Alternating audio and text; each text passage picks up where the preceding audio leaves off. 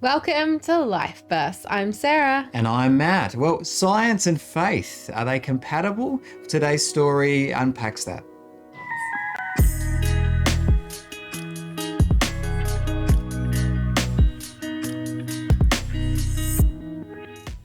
That's right, this is Life Bursts, and today we are chatting with Benji. Thanks for coming in onto the show. Thanks for having me, Sarah and Matt. Or is it Matt and Sarah? It doesn't matter which way, matter. it's okay. Okay. Yeah. We're all equals here. But it is good to have you in. Well, yeah, thanks for having me. It's so great to be here. And I'm so excited about what you guys are doing here as well for the community as well. Thank you. It's good. And g'day to our listeners as well. Hello, listeners.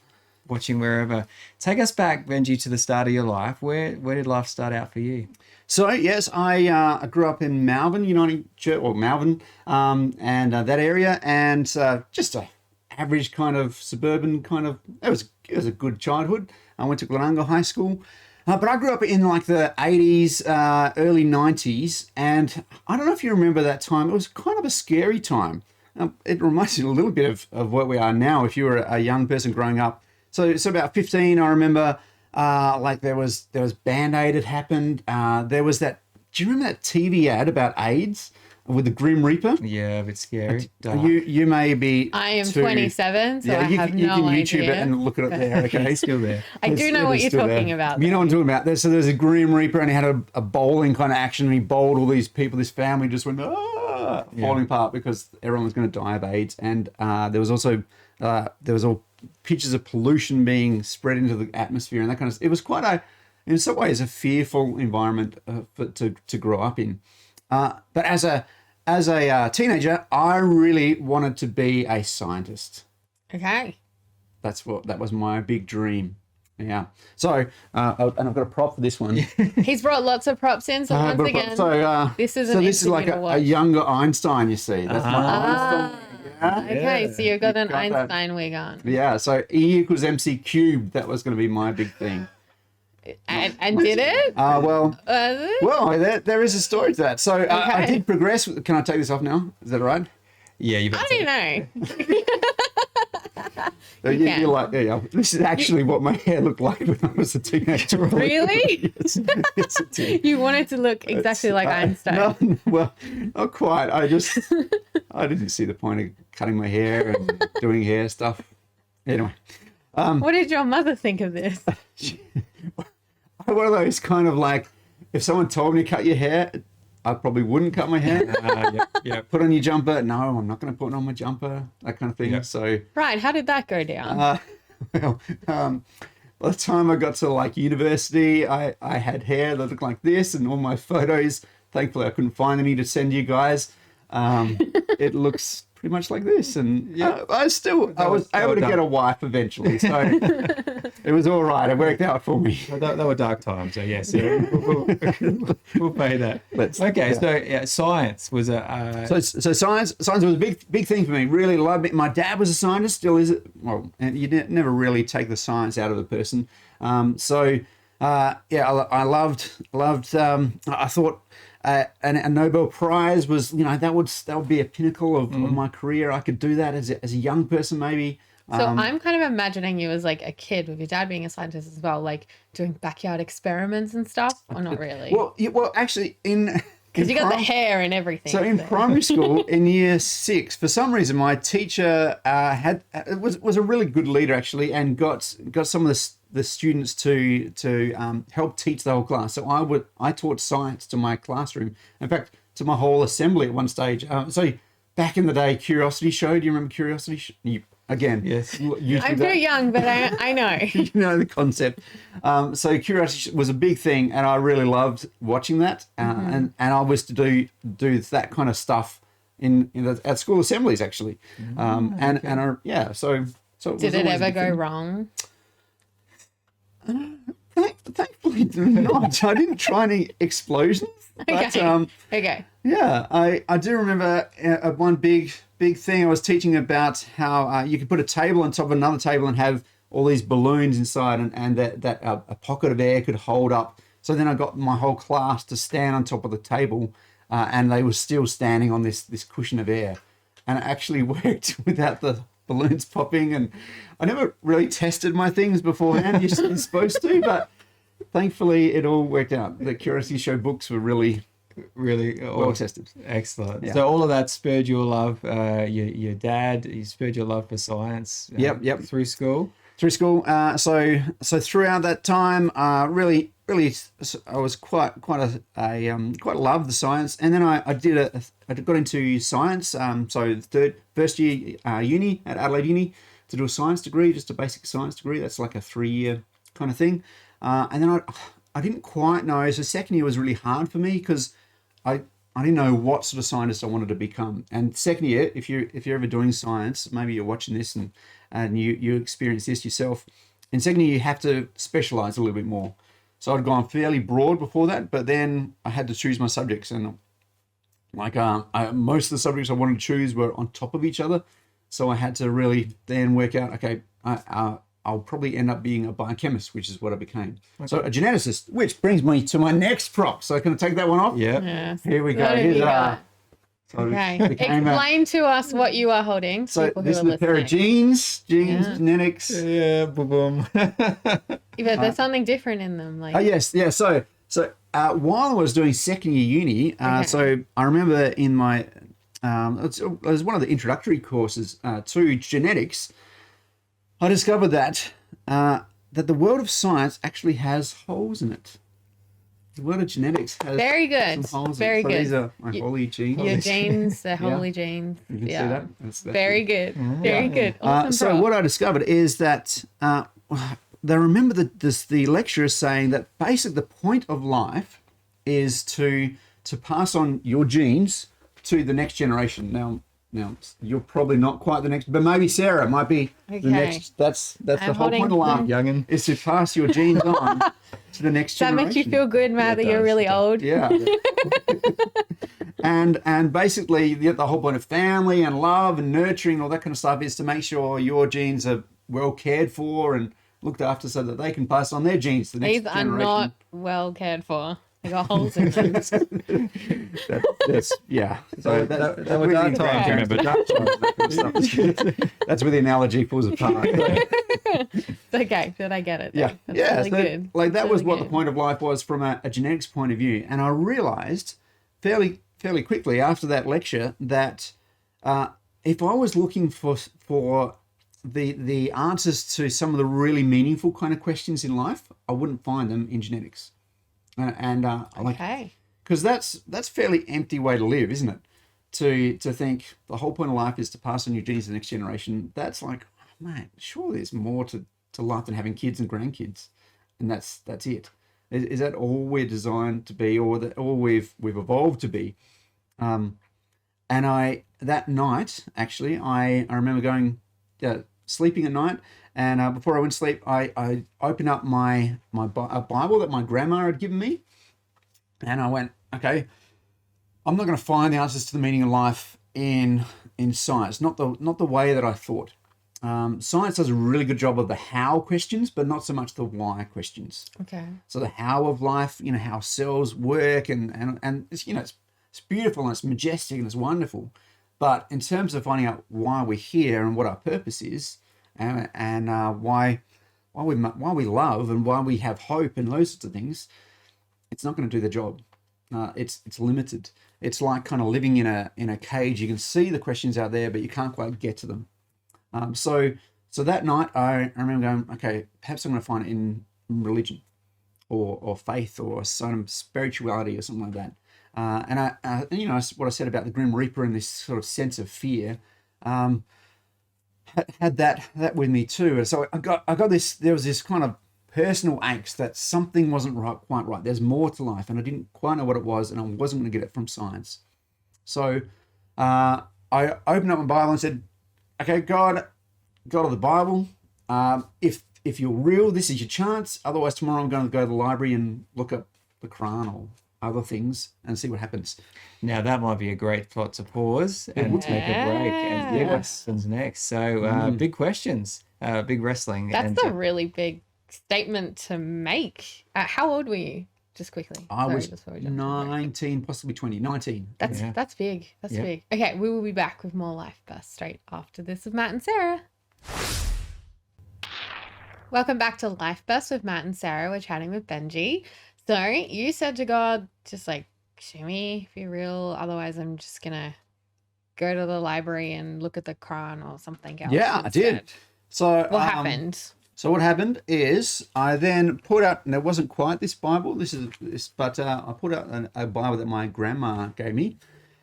And you know those things that sometimes you hear it like, I'm just going to open the Bible and see what happens. And What happened? And you get told, don't do that. There's probably better ways to read the Bible and that kind of thing. In fact, I'm a minister now in the United Church, and I sort of say that myself, but occasionally it works. So I open up the Bible, and what do I find? I find someone asking Jesus this question. He says, what is the most important commandment? And I thought that was a really good question. I thought, okay, in terms of religion, what do I know?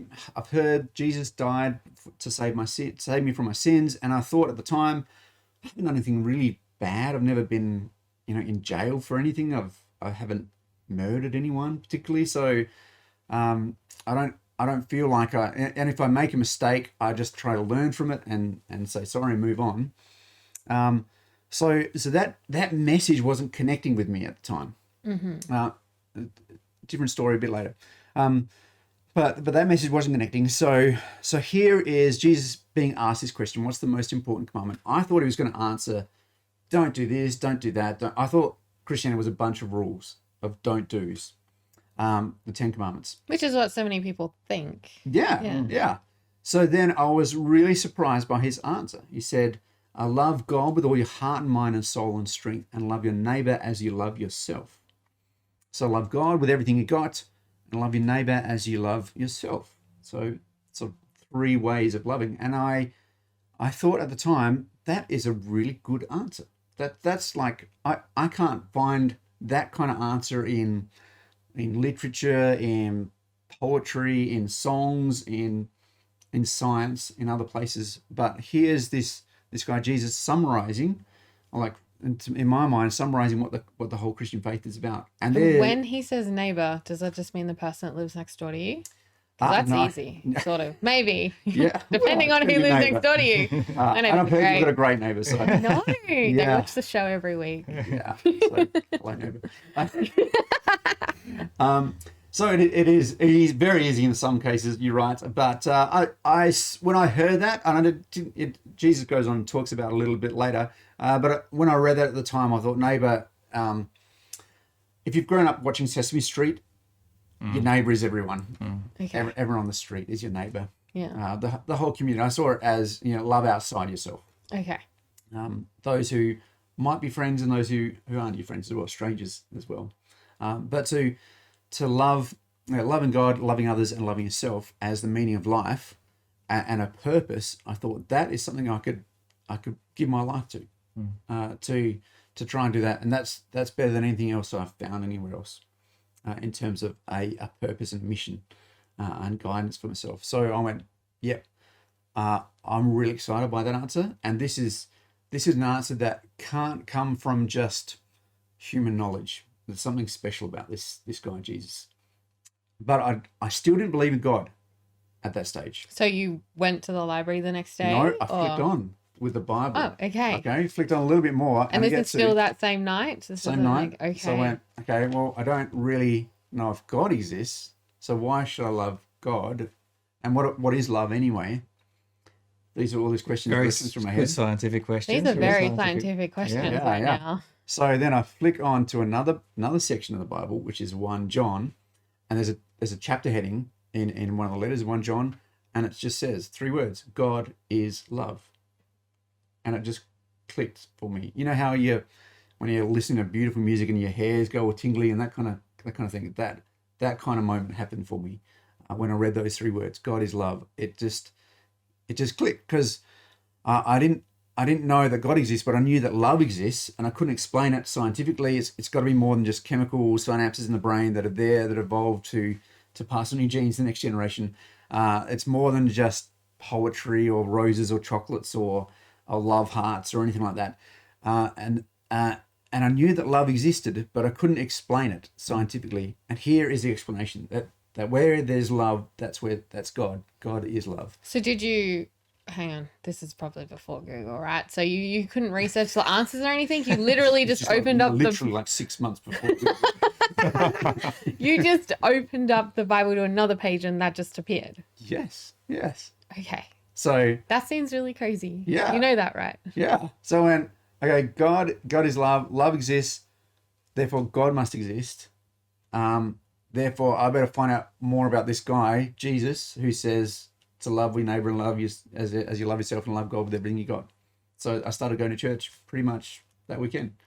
Wow. Right. You had no hesitation to walk into a place that you'd never been to. Or Well, I had Never gone felt. as a kid, so on and off. Okay. On and off. I didn't in high school because I slept in. I liked my sleep. As teenagers do. Yes. Yeah. Yeah. So I just didn't attend very much. But I decided to go back to the church that had invested in me when I was a kid. Okay. With Sunday school. It turns out that there was a new minister that had just started up. Phil Carr and his daughters that were there, and they were about my age too. That we were the only ones there, and soon Jonathan Davies, who's now minister at Seeds Uniting Church, actually came from Tassie as a country kind of guy, and we started a youth group within 3 weeks or so. I started singing at church within 2 weeks of turning up to church. That's big. I was pretty. You've solidly gone from involved. like being really, really like scientific and really testing of things to now just being like, yep, cool, that's fine. How did you just change so quickly? What happened? Well, I didn't lose my questioning ability. Okay. And to I remember early on listening to that song, Jesus loves me, this I know because the Bible tells me so. You know that song. And I remember thinking, that's a circular argument. Okay, what if you don't believe in the Bible? Does that mean you don't believe that Jesus loves you? And it's just, I remember thinking those sorts of thoughts. So it was very much just like the disciples in many ways, like of followers of Jesus. They take a number of years to get to understand exactly who Jesus is, and it took me a long time to really get to know more. And there's still so much more, which is what I love about the Bible, actually. So did you go back and continue to study So science? Or were you like, no? So I started reading through the Bible fairly heavily, and understanding that as much as I possibly could, and talking to other people. And as I said, it was before Google, so I couldn't look up these things. And then I was still doing my science degree, so I was about halfway through my science degree, and I still love science, and I still love thinking in a scientific way. I knew that science wasn't going to give me all the answers, and about the purpose of life and those sorts of things, and that's why I sort of started to invest in like youth groups and that kind of stuff, because I wanted to help people understand that there was so much more to life, that the fullness of life is more than just what science can offer, or great music, or relationships, or those sorts of things. Because I talked about that fear before. When I started to understand this love and this concept of love, and God's love for me, and God calling me to love for others, that fear seemed to just melt away. And it's only years afterwards that I look back and go, hey, yeah, it disappeared. The Bible talks about this heavenly peace, and I got this sense of peace on my life, which I hadn't ever had before. This kind of, before it was just a searching and a gnawing and a kind of an angst about everything that was just in the background all the time. But suddenly I didn't have that anymore. I had a sense of peace and knowing that, even if things aren't all right, things are okay. People often talk about a hole in their life that they try to fill with other things. Yeah. I've wondered about that. I kind of initially thought maybe Jesus is Christianity, or my faith, which I was growing into, was more like clothes on a naked body kind of thing, But then as I go on, I don't want Christianity to be like a wristwatch that you can take on and off. So it became yeah, like a whole. But I think it's more the way I like to understand it is like if you're watching this on TV right now, probably watching it in color. Not many people are watching it in black and white. But I see life going from black and white to color in terms of watching TV kind of thing. That is very good. And we will be back to hear more from Benji straight after this on Life Burst with Sarah and Matt. You are listening to Life Burst with Matt and Sarah and Benji. And look, now by the looks of you, Benji, despite I have a feeling that this next part of your story tells us that somehow you didn't drop science altogether. Well, I'm actually wearing these because I've heard that you guys know talk.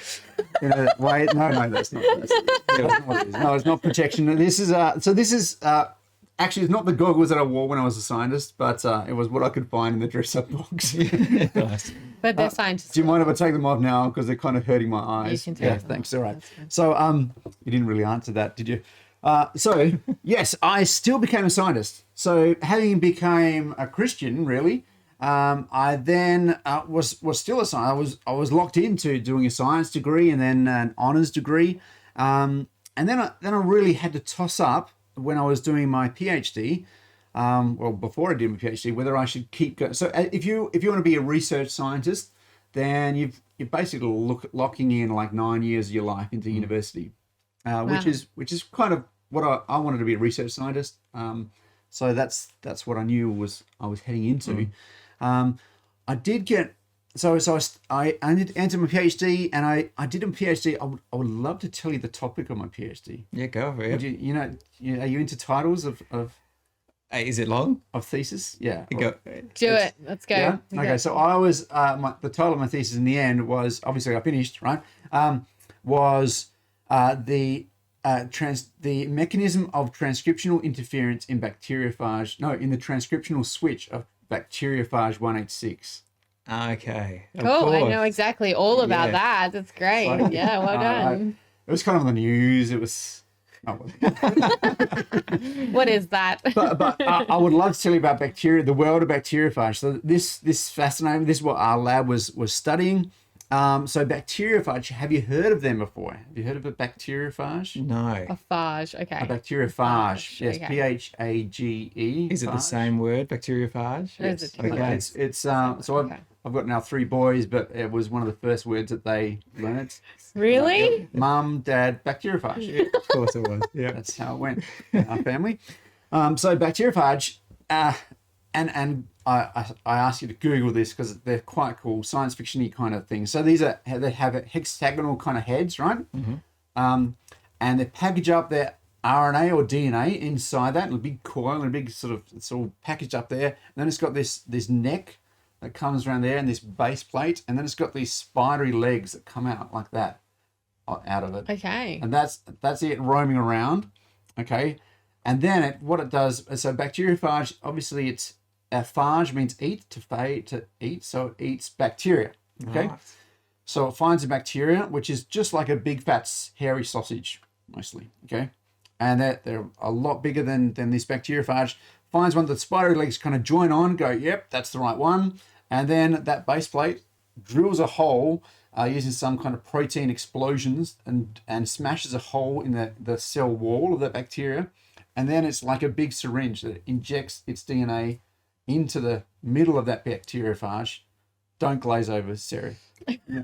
This is amazing stuff. I am Get scared. intently looking at you Okay. right now. Just still be like, wow. So then this DNA gets replicated like about 200 times, and then it starts to make neck proteins, makes head proteins and legs, and then it packages it all together, and there's about 200 of these things inside this big sausage, and then it sends a message that the cell wall of that sausage just break apart, and these go on and infect neighboring ones. Does that? How long do you reckon that would take to do that? Have a guess. Okay, I'm gonna go quickly. Seconds. Oh no, sorry, not that quick. Okay. Like a couple Bit of unimpressive for hours. you, Sorry. and slightly more impressive for you there, Sarah. So 20 minutes. Take 20 Right. minutes to do this. Okay. It's Yeah, quite amazing. That's very quick and Yeah. amazing. Okay, it sounds like Right. an Avengers movie. It's So then these just go on and affect others. So this happens in our bodies.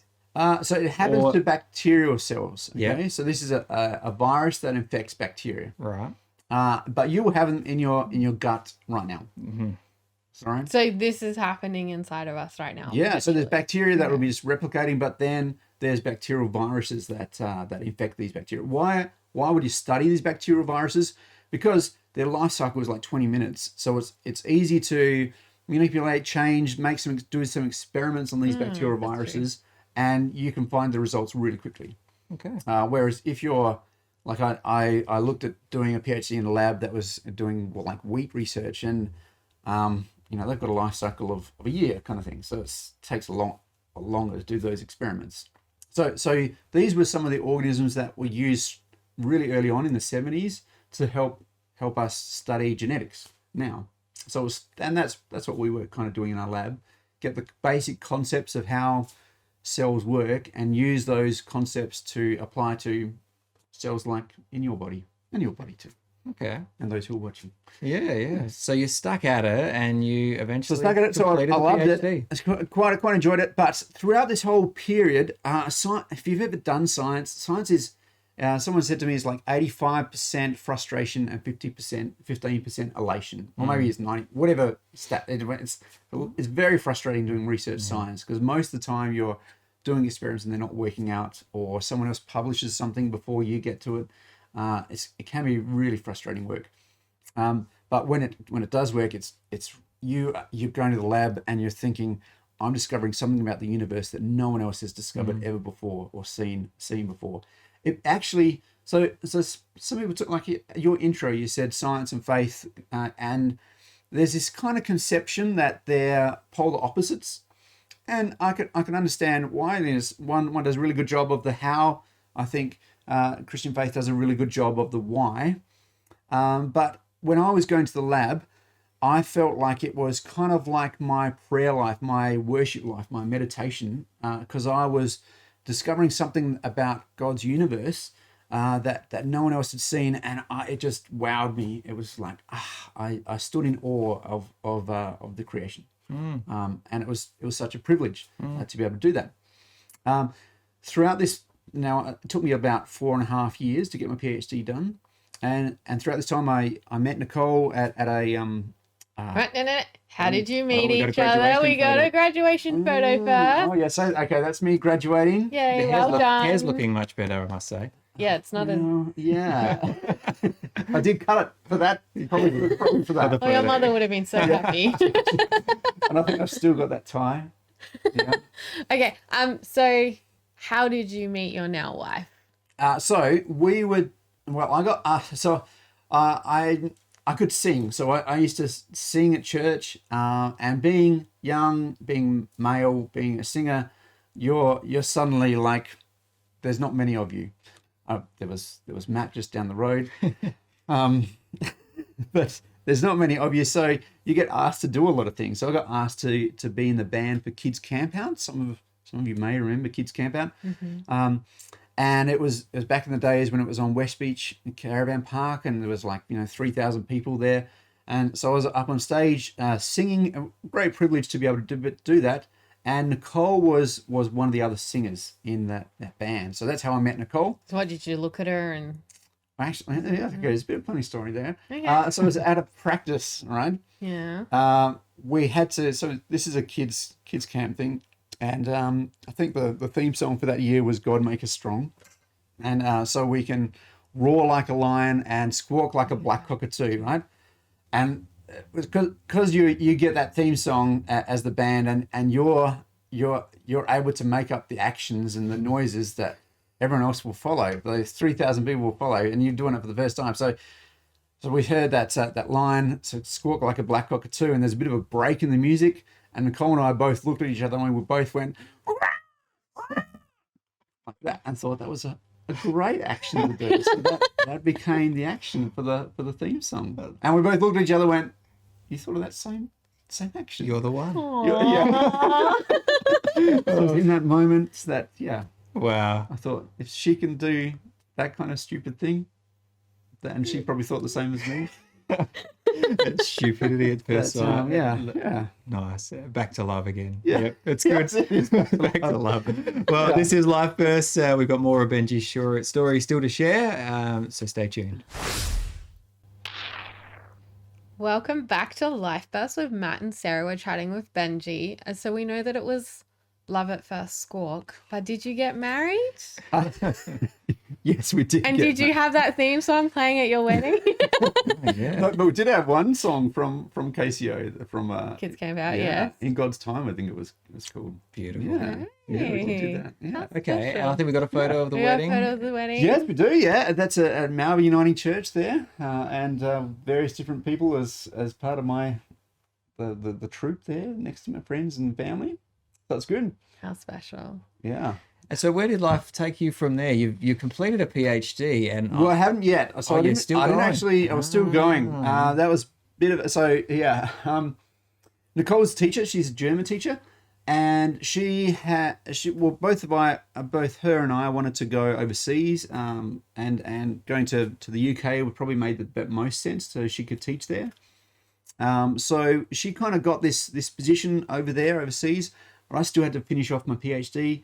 And I actually, it's when you're getting towards the end, it's always hard to know when to stop, and I had to actually change the flights about 3 or 4 times. Right. People today know what it's like to change flights all the time, but back then that wasn't. In fact, we got to the very last moment of the last flight. I couldn't change it again without a whole lot of fees. So I think we were due to leave on a Tuesday. Friday, I still had a whole chapter to go, like my discussion chapter of my thesis to go. Managed to nail it in like 6 hours, get it off to about 4 different people that would read it. They read it, bound it together, was able to print it off, bind it, hand it in. Nicole packed all my bags for me, and then I woke up pretty much after working pretty much 4 straight days, and got to the airport.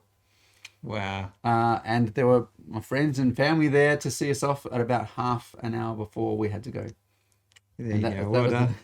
But I Down got to it the done. wire. Yeah, just down the wire. Wire. But then I went through quite a challenging, like personally, I love being married, and that was really good. So you landed in the UK and in Liverpool. Was that? Yep. Yeah. And no, not in Liverpool. This Okay. Liverpool eventually. So before it Okay. was Doncaster in Yorkshire. Okay, you're right. Okay. Okay, so in Yorkshire, so Nicole got a job there. She was teaching, as I said, but I was working minimum wage actually, as in factory work. So I was getting £4.20 an hour, which doesn't sound like much, and it wasn't very much back then either. And one of my so I would get called up probably at the start of the week and get told where I was going to be working for that week. And one of those jobs, I had it for about two weeks. So we kind of get called in to do little jobs. And I remember one of them was in the Vaseline intensive care hand cream shop or factory, right? And we had a pallet of Vaseline intensive care hand cream, and there was like 6 to a box. We had to rip off the top of the box, take that box, put it on an empty pallet, and repeat. And that's all we did Yep. for that whole day for 2 weeks. That was my job. And it was quite blissful in many ways, having done a PhD. You're like, Yeah. intense. No thinking. Yeah, to just suddenly do something that didn't require any brain knowledge at all. It was good. But for a number of years, I've been wrestling with my calling. Like, what am I supposed to be doing with life? Like, yes, what Jesus says about loving God with all your heart, mind, and soul, loving your neighbor as you love yourself. But how does that actually play out? What can I do that as a scientist, or should I be something else?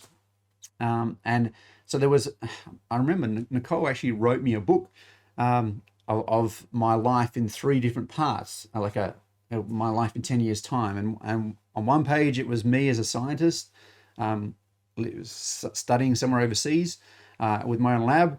Another place, I was a presenter on Play School. Yeah. And then another one, I was a minister of a church, giving a sermon. And so it was quite helpful for me to get that, to read through that and think about these 3 options. But I really wrestled with it. If you've ever had a sense of wrestling with, what am I supposed to do with my life? Aside from loving God, loving others, what does that actually mean in terms of vocation? Struggled with that. So in Yorkshire, I thought it was a great time just to really think through that a little bit more.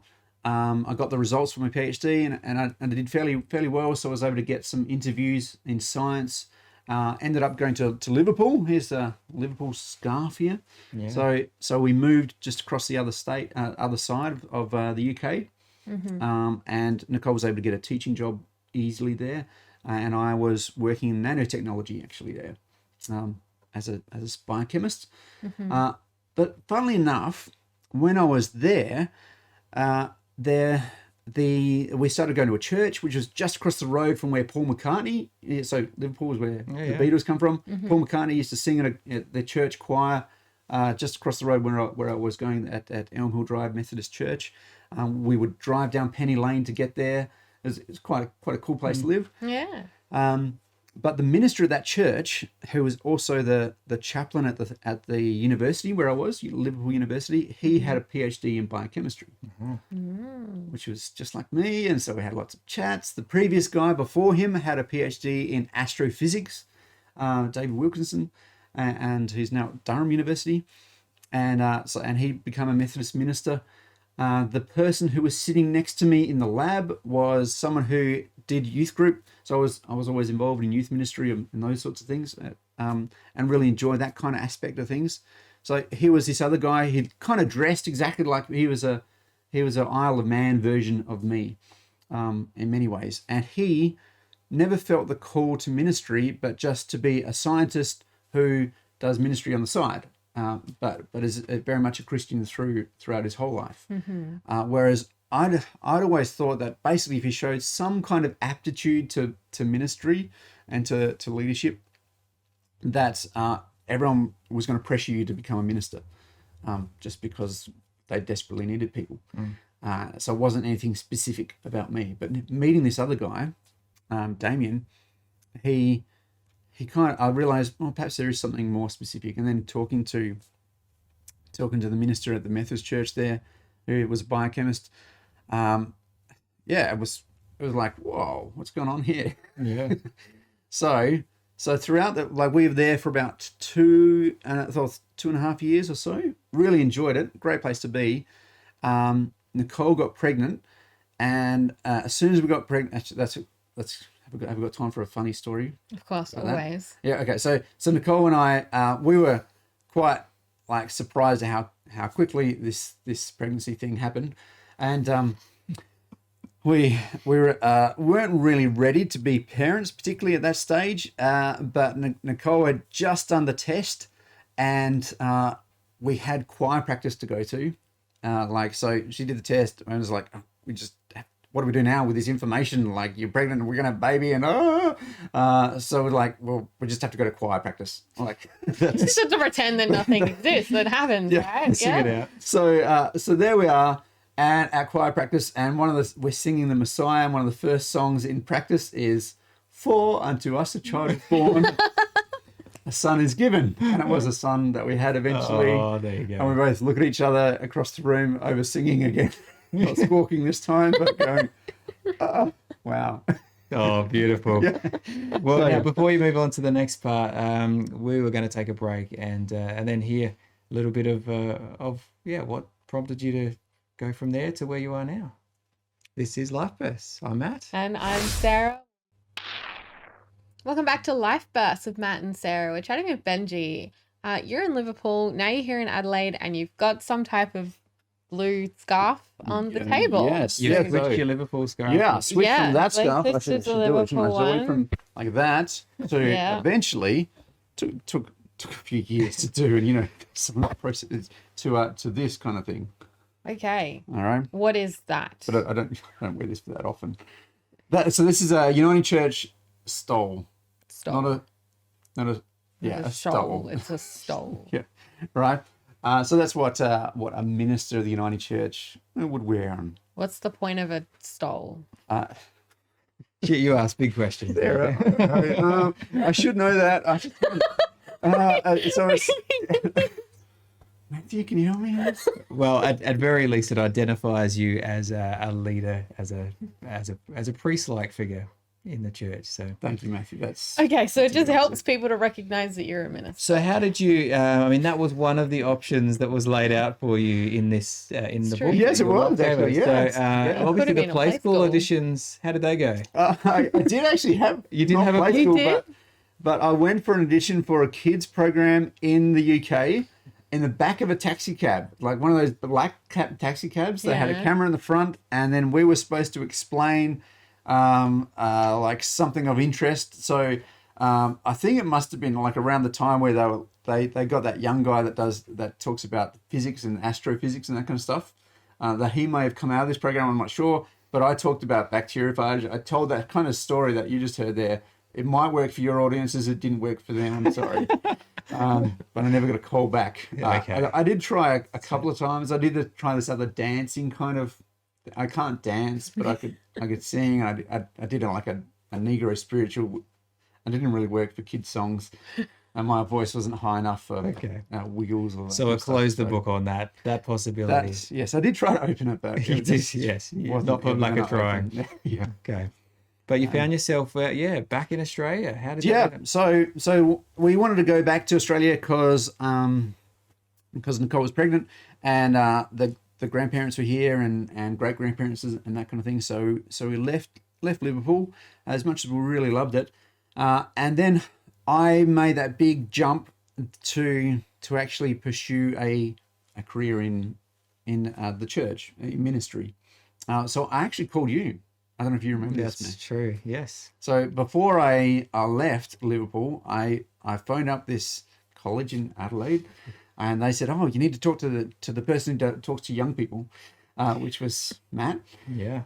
And I asked you about what it takes to become a United Church minister and youth ministry and all those sorts of things, and you gave me some helpful information, and I booked the tickets, and we came back. Must have been helpful. It Must have was. been It was. helpful. Oh, your fault. That's what I'm Or at taking least out of I've this. handled it to the right person. Yeah. Okay. So you're back in Australia, and what Yep. did it look like for you, just briefly, to move from there to there? So straight away, I went from working in a lab environment to youth ministry. So I was so this is my youth ministry prop. Okay. Yeah. So We've got I a. remember sometimes wearing this for. I don't. Is that a remember what onesie? for. You're wearing It's a a- Scooby Doo onesie. I think it came out before onesies came out. Oh, but, okay. So it's this was not. the precursor to Okay, so it's the a Scooby Doo onesie. Scooby costume. Doo costume Yep. / onesie. Because we'd moved out of those dark youthful days, and now Yeah. Now we get to wear these. we sorts had of to things bring some light. instead. And, yeah. So yes, I did. I won't leave that up there. It's okay. Okay. So I went from working in a lab environment to now youth ministry. In some ways, I found it quite strange. So you're in a big building in Melbourne Uniting Church. You're there to interact with people and to work with people. And I found I had more people to interact with in a lab, like a lab that's 100 people in a really kind of small, enclosed space. And there's on this large building, and there's there's about 6 people there, and every phone call that you make, everyone's at school, so you're just talking to answering machines all the time. So apart from these intense times on Sundays or youth group times or these other times where you've got people there. So I found that kind of a strange environment, but eventually I grew into it and have loved it ever since. So I became from a youth pastor, minister of the Uniting Church. That's kind of a long process. I was called to be a minister at Port Lincoln Uniting Church. Great church there, Unity Hill. We loved being in Port Lincoln, and that's where we sort of increased our family, passed on our genes to the next generation. Yes. But in a more meaningful way. and there's probably a photo of our family there. We've got 3 boys now. One of them was born in Port Lincoln. You were a minister just near there. Neighbouring town, neighbouring town. And then after about 8 years there, which we loved, we then got called to Burnside City Uniting Church, which is just down the road here. Yeah. Yes. Wow, what a journey! A journey, and it does mean though that you are now Reverend Doctor, doesn't it? You've got Yes, through all that, I had a few name changes Yeah. or additions. Yes, a Reverend Doctor. so which does sound pretty impressive.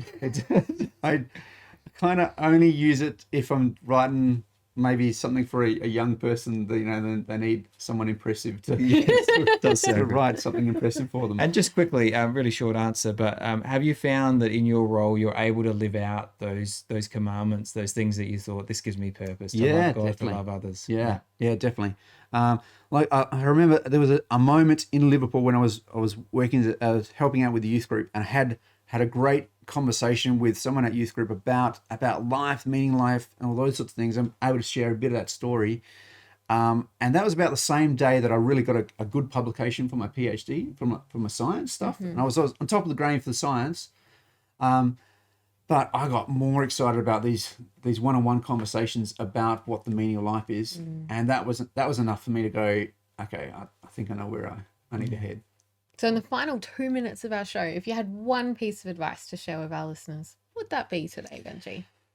Well, it would be to live life. Now, I'm going to look straight down there. Is that right? Yeah. To live life to the full. That life is so much more than passing on your genes to the next generation, than what you read on gift cards and those sorts of things. And that there's so much more to life. Live life not in black and white, but in colour. Live life to the full. Beautiful. That's perfect. Thank you so much, Benji, for coming in on the show today. Oh, it's been so great. Thank you for having me here and for letting me share my story. Thank you. Thanks for bringing in some. All those people that stayed to the end and listened, you know, that's pretty cool. It's good. Always good to hear a story. But thanks for sharing yours. you. This is Life Bursts, and you can catch up with us wherever your podcasts are distributed. You can YouTube, Facebook. You know, Sarah knows where you can find us. Please. But You can catch up with us wherever you get your podcasts from Facebook and YouTube, and of course on community television and radio as well. This has been Life Bursts. I'm Sarah. and I'm still Matt. Thank you so much for joining us. Life Bursts is hosted by Matthew Karat and Sarah Freeman, with production by Reese Jarrett and Kay Hoshraw Ozadigan. For more episodes of Life Bursts, go to rawcut.com.au. This is a RawCut production.